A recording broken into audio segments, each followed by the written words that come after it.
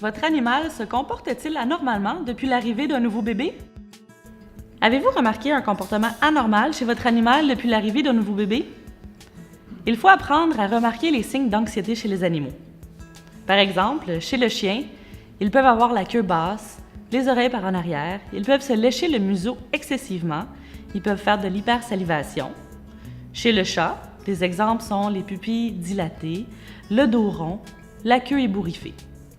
Pour éviter ce genre de stress chez notre animal, on essaie de le préparer à l'avance à l'arrivée du bébé. Par exemple, disons environ 3 mois avant l'arrivée du bébé, on peut commencer à modifier les routines chez notre animal. C'est-à-dire, si on allait prendre une marche à tous les jours, bien, graduellement, on va changer cette routine-là et l'animal va être prêt lorsque le bébé va arriver. Une autre astuce serait de préparer l'animal au son de bébé. Pour ce faire, on peut acheter un CD avec des sons de bébé qui pleure et préparer l'animal positivement à ces sons en lui donnant des gâteries lorsqu'il ne réagit pas. Il est aussi important de rester calme lorsque le bébé pleure. De cette façon, vous ne transférez pas votre stress à l'animal. Un autre exemple, on peut habituer l'animal au berçage de notre bébé. Par exemple, on peut prendre une poupée, faire semblant de la bercer, puis l'animal est au loin et quand il ne réagit pas, on le félicite, on le récompense, on lui donne une gâterie. En faisant ainsi, votre animal apprendra à réagir face à ces situations. Quand l'enfant arrive finalement à la maison, il est important de ne jamais forcer l'interaction avec l'animal.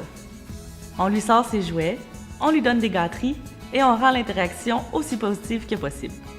Si par contre votre animal est trop énervé, on peut toujours utiliser une laisse pour le calmer. Une fois qu'il est calme, on recommence graduellement et s'il est énervé, on se retire et on attend qu'il se calme encore une fois.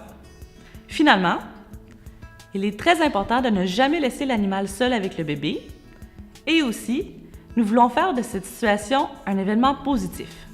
Malgré le fait que nous voulons être préventifs avec notre enfant, il est tout de même important d'accorder du temps à notre animal.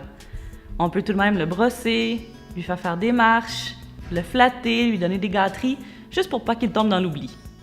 Le recours à des produits naturels aux effets apaisants peut aussi aider votre animal à être plus réceptif aux exercices de modification du comportement, ce qui aideront votre animal à être plus réceptif à l'arrivée du bébé. Je vous invite également à vous référer auprès de votre clinique vétérinaire. Elle saura répondre à vos questions et vous aider au sujet du comportement de votre animal. Cette capsule vous a été présentée par Zilken et a été réalisée en collaboration avec le département de comportement du groupe d'Aubigny.